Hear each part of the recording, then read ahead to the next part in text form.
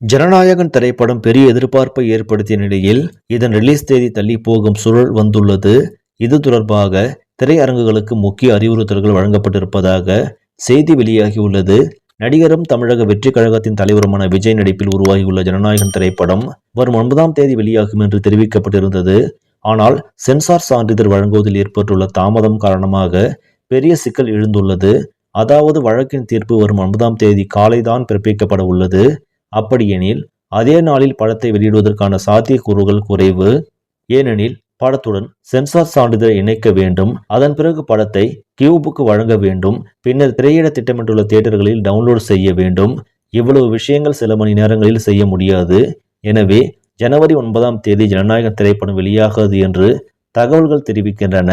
இது தொடர்பாக திரையரங்க உரிமையாளர்களுக்கு படக்குழு சார்பில் சில அறிவுறுத்தல்கள் வழங்கப்பட்டிருப்பதாக சொல்லப்படுகிறது. அதாவது ரிலீஸ் தள்ளி போகிறது. இது விஜய் ரசிகர்களை பெரிய ஏமாற்றத்திற்கு உள்ளாக்கி உள்ளது. இதன் பின்னணியில் அரசியல் காரணங்கள் இருக்கின்றனவா என்ற கேள்வியை பலரும் முன்வைக்கின்றனர். விஜயின் கடைசி திரைப்படம் ஜனநாயகன். அதன் பிறகு தீவிர அரசியலில் கவனம் செலுத்தப் போகிறார்.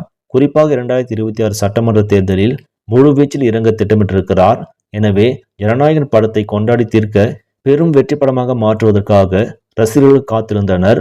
ஆனால் நீதிமன்ற தீர்ப்பால் ஜனவரி 9ஆம் தேதி வெளியீட்டிற்கு சாத்தியமில்லாத சூழல் ஏற்பட்டிருக்கிறது.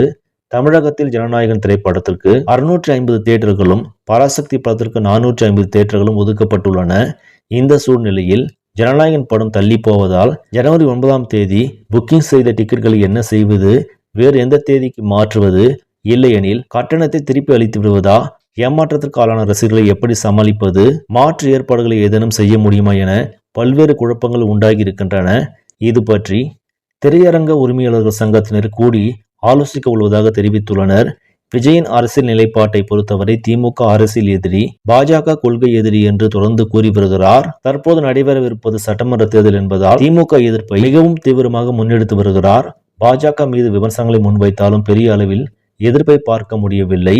இத்தகைய சூழலில் டெல்லியின் காய் நகர்த்தல்களில் ஜனநாயகன் ரிலீஸுக்கு செக் வைக்கப்படுகிறது என்ற குற்றச்சாட்டு சரியாக இருக்காது என்று ஒரு தரப்பினர் கூறுகின்றனர். ஆனால் ஜனவரி 11ஆம் தேதி டெல்லி சிபிஐ அலுவலகத்தில் கரூர் கூட்ட நெரிசல் வழக்கில் விஜய் ஆஜராக சம்மன் அனுப்பப்பட்டுள்ளது. இதற்கு முன்பாக ஜனவரி 9இல் ஜனநாயகன் படம் ரிலீஸ் ஆக முடியாத நிலை.